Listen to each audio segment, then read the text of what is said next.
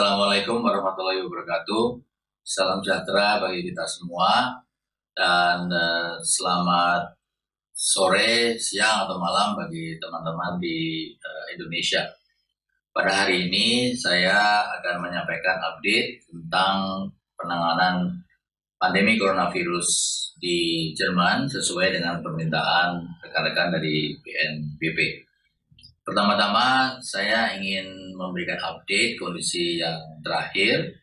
Kondisi yang terakhir ini pada tanggal 28 Mei, di mana pada hari ini tercatat 180.000 warga di Jerman yang terinfeksi dan 164.000 yang sembuh atau recover. Dan demikian ini menunjukkan bahwa angka kesembuhan mencapai 82%, kemudian tingkat fatalitas mencapai 8.450 orang atau sekitar 4% dari total warga yang terinfeksi. Angka 4% ini angka yang sangat rendah di Eropa dibandingkan dengan Belgia 16% atau Prancis 14%, atau Italia 13% dan Spanyol 10%. Total tes yang dilakukan di Jerman sudah mencapai 4 juta tes di seluruh Jerman. Dan ini adalah tes ketiga, peringkat ketiga terbesar di dunia setelah Amerika Serikat dan Rusia. Kita melihat sejarah atau latar belakang dari penanganan masalah COVID ini di Jerman, di mana kasus yang pertama kali itu terjadi pada tanggal 27 Januari, terinfeksi dari seorang warga negara Tiongkok yang datang ke Jerman. Pada saat ditemukan kasus pertama tanggal 27 Januari, pada hari itu juga Corona Crisis Team dibentuk di Jerman. Kemudian 2 minggu kemudian, tanggal 24 Februari, dana vaksin COVID mulai digalang oleh pemerintah Jerman, dan karena keadaan infeksi semakin meningkat, maka pada tanggal 13 Maret dilakukan lockdown. Tapi tidak semuanya ditutup, ada beberapa aspek kehidupan bisnis dan sosial yang masih buka, yaitu toko makanan, grocery store, supermarket, restoran hanya boleh take away. Kemudian rumah sakit harus tetap terbuka, klinik, dokter, apotek harus tetap buka. Kemudian bisnis logistik tetap berjalan, dan juga servis seperti servis BBM juga tetap berjalan, dan bahkan konstruksi bangunan tetap berjalan seperti biasa. Pemerintah Jerman juga menyadari bahwa tidak semua orang memiliki halaman, sehingga masyarakat yang ingin berolahraga di luar itu tetap boleh dilakukan. Bahkan kita di KBRI sesuai dengan aturan kesehatan juga melakukan kegiatan berolahraga, bersepeda misalnya, dan ada juga yang jogging di lapangan-lapangan yang sudah ditentukan oleh pemerintah Jerman. 2 minggu setelah lockdown, jumlah warga Jerman atau warga yang di Jerman yang terkena coronavirus mencapai 100.000 orang. Namun pada tanggal 28 April, kira-kira 1 bulan setelah itu, jumlahnya sudah menurun mencapai angka 50 orang per 100.000. Dan seperti kita ketahui bersama, tanggal 16 Mei, Bundesliga, Liga Sepak Bola di Jerman dan merupakan bagian dari lepak sepak bola Eropa sudah berjalan. Nah, kita melihat dari sejak lockdown pertama tanggal 13 Maret sampai Bundesliga bermain, itu adalah waktu yang sebenarnya tidak terlalu lama, 2 bulan. Dari jumlah infeksi yang sangat tinggi menjadi 50 orang per 100.000 juga tidak terlalu lama, hanya 2-3 bulan. Ini merupakan satu prestasi yang mendapatkan suatu pandangan yang positif dari berbagai pihak di masyarakat internasional. faktor lain yang mendorong ya adalah infrastruktur kesehatan di Jerman yang sangat bagus. Di Jerman ada 2.000 rumah sakit. Tahun lalu ada debat mengenai jumlah rumah sakit di Jerman yang dikritik terlalu banyak jumlahnya, tapi ternyata sekarang jumlah rumah sakit yang banyak itu sangat membantu Jerman dalam masalah pandemi ini.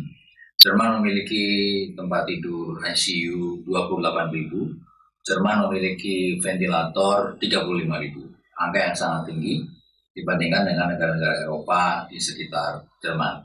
Dan bahkan untuk pengetahuan kita bersama, alat cikal bakal ventilator yang pertama kali di dunia itu ditemukan di Jerman pada tahun 1907. Dan sekarang ini Jerman bahkan membantu pasien dari negara-negara tetangga, antara lain Italia dan Prancis. Jerman juga memiliki kebijakan yang cepat tentang vaksin. Jadi dana riset vaksin itu sudah mencapai 3,5 miliar euro, dan pada tanggal 23 April yang lalu, clinical trial test untuk COVID terhadap manusia sudah dilakukan. Sudah ada 200 subjek, dan awal Juni ini diharapkan sudah ada pengumuman dari perusahaan-perusahaan dan pemerintah Jerman yang terlibat di dalam pembuatan pembuatan vaksin virus COVID ini. Faktor lain yang penting yang juga menjadi satu perdebatan di berbagai negara, termasuk juga di Indonesia, adalah masalah ekonomi. Bagaimana kita melakukan penyimbangan antara kepentingan kesehatan dan kepentingan ekonomi.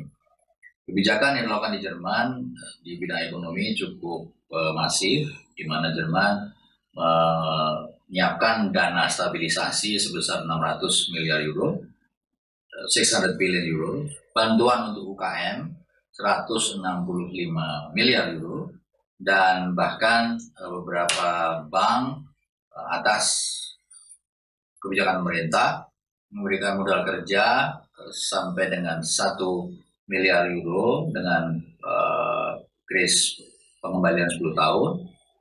Utang untuk startup juga sampai 1 miliar euro dengan pengembalian 10 tahun juga.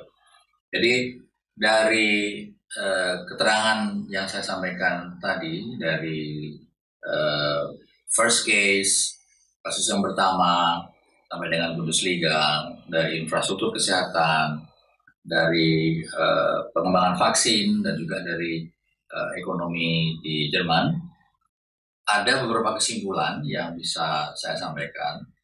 Ada 5 kesimpulan yang sudah saya sampaikan. Yang pertama adalah kebijakan dilakukan dengan cepat. Jadi pada saat kasus yang pertama dideteksi, pada saat itu juga tim krisis dibentuk.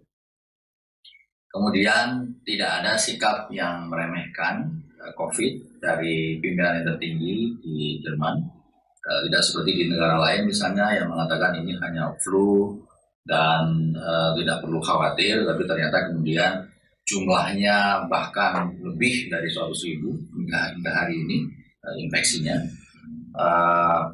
Kemudian cepat dalam arti juga kebijakan untuk membuat lockdown yang dilakukan dengan cepat.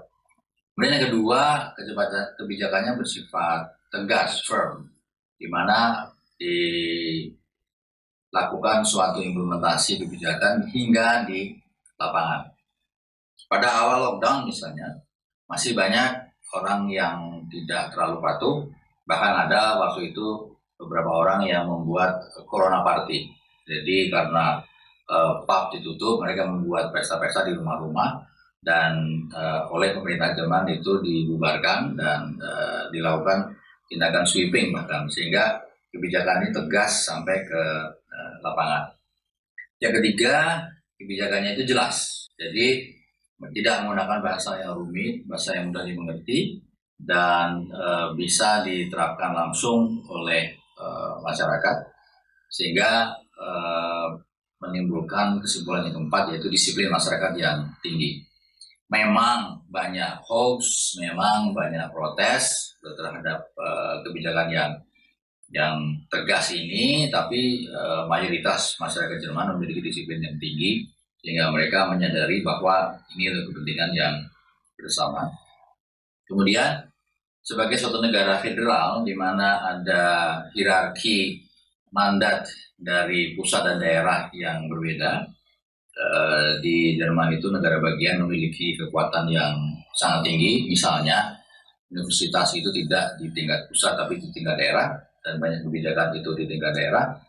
Maka kebijakan yang diambil itu sangat koordinatif sekali ya, antara pemerintah pusat dan pemerintah negara bagian, dan mereka memiliki mekanisme review setiap 2 minggu sekali, dan setelah review 2 minggu sekali ada pengumuman yang disampaikan oleh pemerintah secara terbuka, pengumumannya jelas dan menunjukkan langkah-langkah apa saja yang akan dilakukan dalam masa mendatang. Jadi ada kesamaan, konsistensi dari pemerintah pusat di Berlin dan juga pemerintah di negara bagian. Kesimpulan lain yang mungkin juga penting bagi kita semua adalah kesiapan infrastruktur kesehatan. Ini menjadi satu pelajaran yang sangat berharga, dan tentunya negara Indonesia dan juga mungkin negara lain di seluruh dunia bisa melakukan analisa yang lebih mendalam mengenai pentingnya investasi di bidang infrastruktur kesehatan, investasi di bidang pengembangan teknologi vaksin, dan juga investasi di bidang-bidang lain yang dapat membantu suatu negara apabila terjadi pandemi seperti coronavirus ini. Demikian paparan yang saya sampaikan. Semoga kebijakan yang dilakukan oleh pemerintah Jerman dan dampaknya dapat menjadi suatu referensi bagi kita semua dalam menangani masalah coronavirus di Indonesia. Sekian dan terima kasih.